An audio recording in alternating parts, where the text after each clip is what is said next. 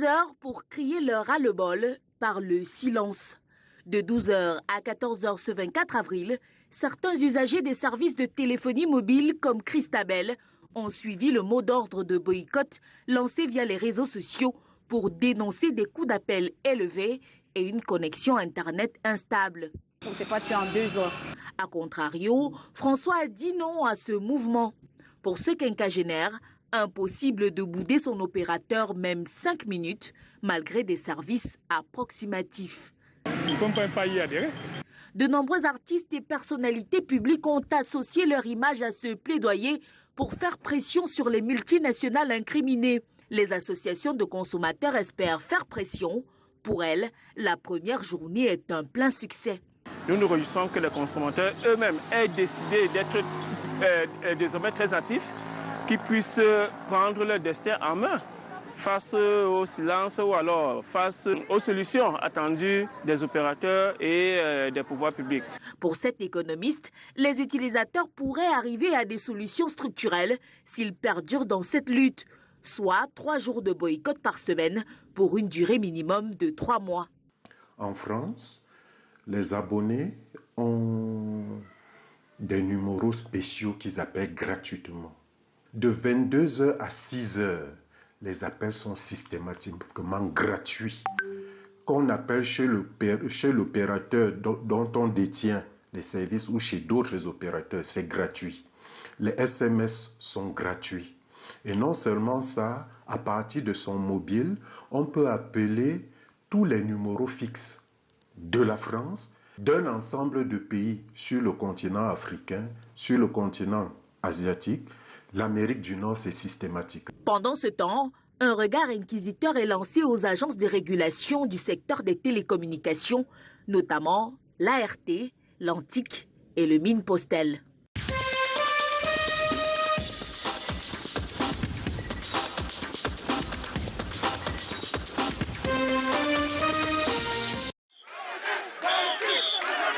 Sans limite, tout est noyé dans ce chahut de militants.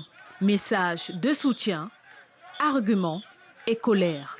Quiproquo sur l'interprétation des textes du SDF, alors que le parti tient ici à Loum la conférence élective de la circonscription locale. Une deuxième tentative après l'échec, la première, d'il y a moins d'1 mois. Le sénateur mandataire du NEC à cette élection est recusé.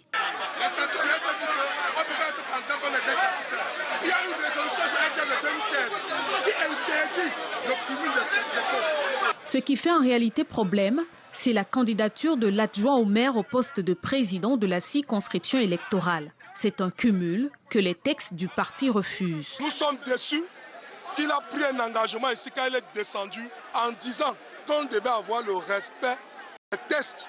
Aujourd'hui, il arrive, il dit que lors d'une réunion avec le chairman John Fungi, ils ont décidé que les tests ne doivent pas être respectés. Et l'émissaire du NEC avait rappelé précédemment les circonstances de cette disposition. Pourquoi on avait d'abord voté ce texte?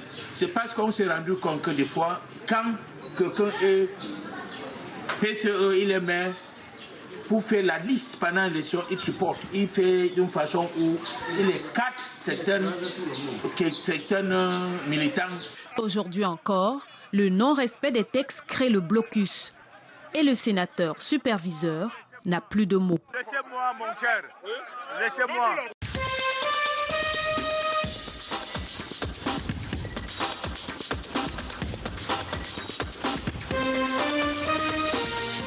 Fini les baptêmes de poussière, les bains de boue, fini les nids de poules et crevasses, grâce aux travaux d'entretien et bitumage, respectivement des routes de Sombengen-Gambert et Sandibouma-Massok, phase 2. Et les localités peuvent enfin décoller. Nous savons déjà que les pluies sont là. Nous pourrions, à la limite, suspendre les travaux de chaussée le moment venu, mais nous recommandons également aux entreprises de multiplier les ateliers de préfabrication des ouvrages hydrauliques. Alors, ça fait que le chantier ne sera pas totalement démobilisé le moment venu. Ils seront toujours en train de travailler. Le préfet de la Sanaga-Maritime, représentant du ministère des Travaux publics et sa suite sont descendus sur le terrain, vérifier l'état d'avancement des travaux d'aménagement engagés. Satisfaction pour lui, qui a terminé son périple par une réunion d'information et de sensibilisation des populations sur l'importance de ce projet gouvernemental. Il était pour nous très important de venir et d'évaluer les travaux déjà réalisés. Et nous avons pris des recommandations fortes que nous avons prises vont dans le sens de demander aux entreprises adjudicataires d'accélérer le rythme des travaux avant la survenue de la grande saison de pluie. Pour les populations riveraines, c'est le rêve de toute une vie qui est en train de devenir une réalité. Je suis satisfait parce que les espoirs sont fondés et on pense que ceci va se faire très très rapidement et qu'on va pouvoir passer là-dessus. J'ai toute confiance que tout cela sera fait parce que... En réglant ces problèmes de route, les populations de cette partie du pays peuvent sourire sur le prix de transport dû à l'écoulement de leurs produits.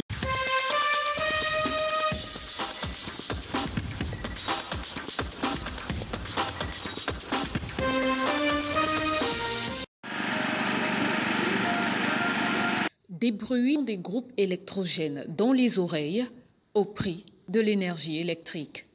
L'équation est bravée par les populations de la ville d'Ambam, privées de lumière depuis 2 semaines déjà.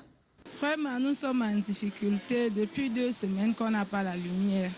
Les activités ne marchent pas. Tu ne peux pas faire le restaurant si tu n'as pas la lumière ou le bar.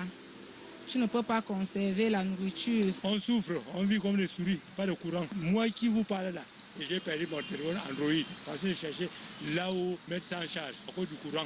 Dans les différentes poissonneries de la place, c'est la colère chez les commerçants.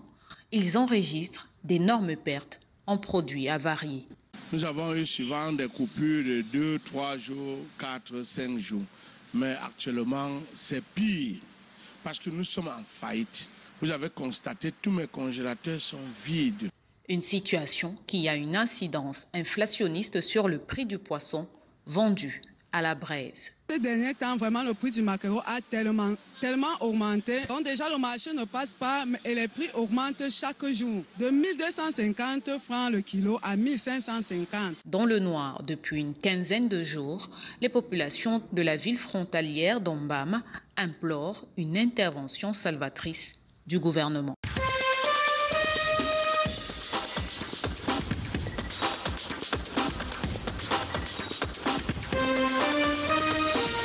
La plupart des morts que nous enregistrons, ce sont des jeunes de moins de 30 ans. Samuel Outoulé, 4e adjoint au maire de Touboro, vient de perdre un parent imbibé à mort. J'ai perdu un cousin qui tenant dans le sachet en main au nom d'Engana et qui est mort sous le champ.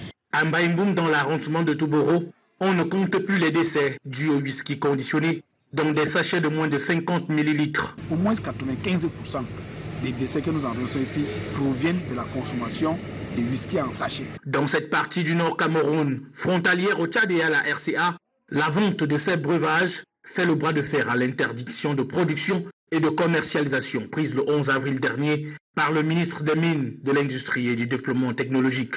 Célestin Yanda, le maire de Touboro, fait savoir que sa jeunesse est décimée. C'est triste parce que d'ici là, on ne peut plus avoir des jeunes valides, des jeunes qui ont de l'énergie pour travailler parce qu'ils se sont détruits.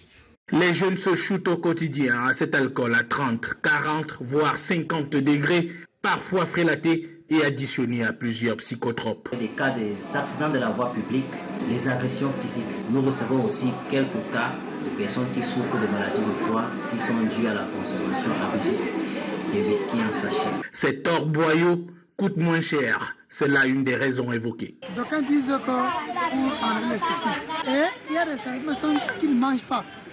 En attendant l'application de l'arrêté ministériel, les whisky en sachet sèment la mort au goulot, car ça boit fort, vu les stocks importés.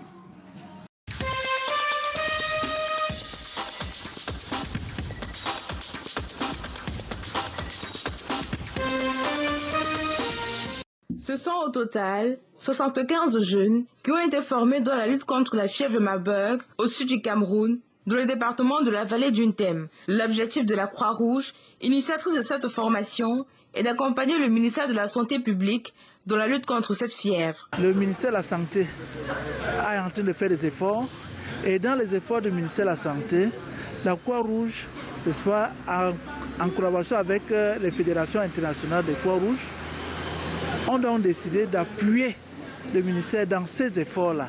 Après 5 jours d'enseignement, pratique et théorique, C'est une joie totale pour ces jeunes volontaires de cette partie du pays. Je suis très satisfaite parce que depuis 1992, on n'a jamais eu une telle effervescence, une cuvée de 75 volontaires qui pourront être déployés sur le terrain étant fournis. Je suis fier d'avoir participé à la formation. La Croix-Rouge nous a apporté un plus. Ils nous ont aidé à connaître l'épidémie qui vient vers nous parce qu'elle s'est déjà annoncée en Guinée équatoriale. La sensibilisation dans les 4 arrondissements qui constituent ce département de la vallée sera le credo des pionniers afin que cette maladie non seulement soit éradiquée, mais qu'elle soit hors de nos frontières.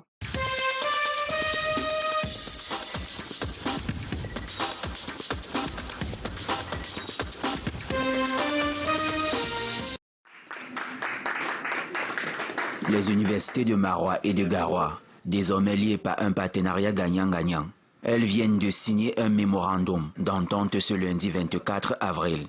Plusieurs raisons ont conduit à cette union. La première est d'abord liée à ce que j'appelle le déterminisme géographique. L'université de Marois est située à quelques kilomètres, de l'université de Garoua. Ce déterminisme géographique, ce rapprochement a fait en sorte que, au-delà de la dimension physique, nous avons pensé que dans d'autres domaines, nous pourrions nous rapprocher. Cet accord scellé vise à créer un espace de partage d'expériences au sein des campus universitaires. L'université de Marois a de l'expertise, a de l'expérience.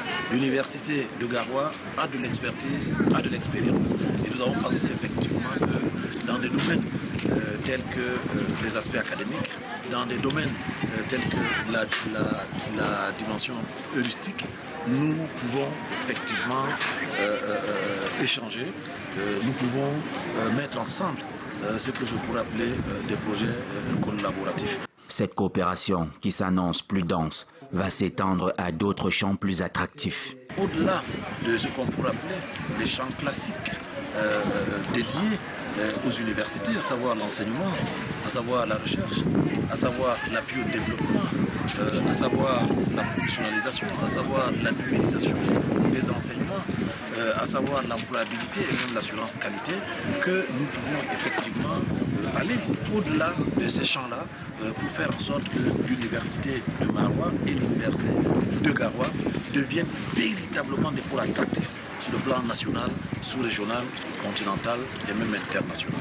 Danse sportive, matchs de football sont entre autres des activités qui ont clôturé cette cérémonie tenue à l'amphi 500 de l'université de Marois à Kongola, Djogouf Kodek.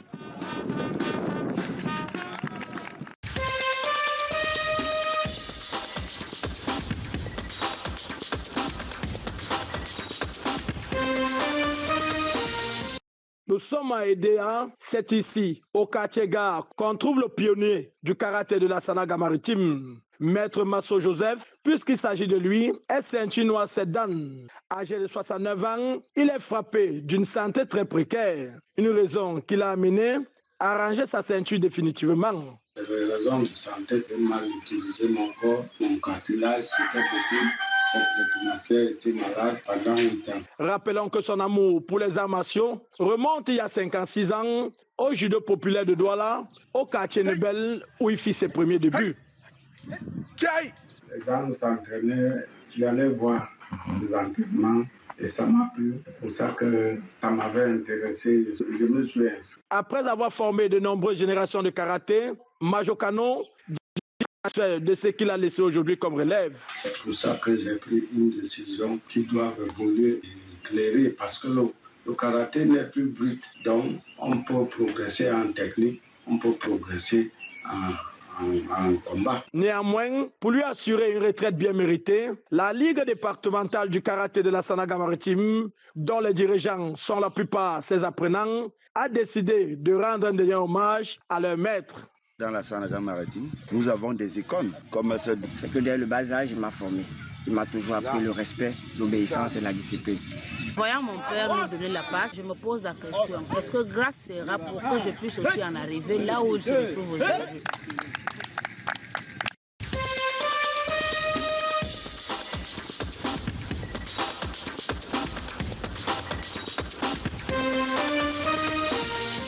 se reconstituer en un mouvement du syndicat des travailleurs autonomes du Cameroun afin de défendre les intérêts de ceux-ci dans les entreprises était au cœur des échanges de la rencontre à laquelle prenaient part les délégués du travail et près de 3000 employés à Djombe dans le département du Mungo.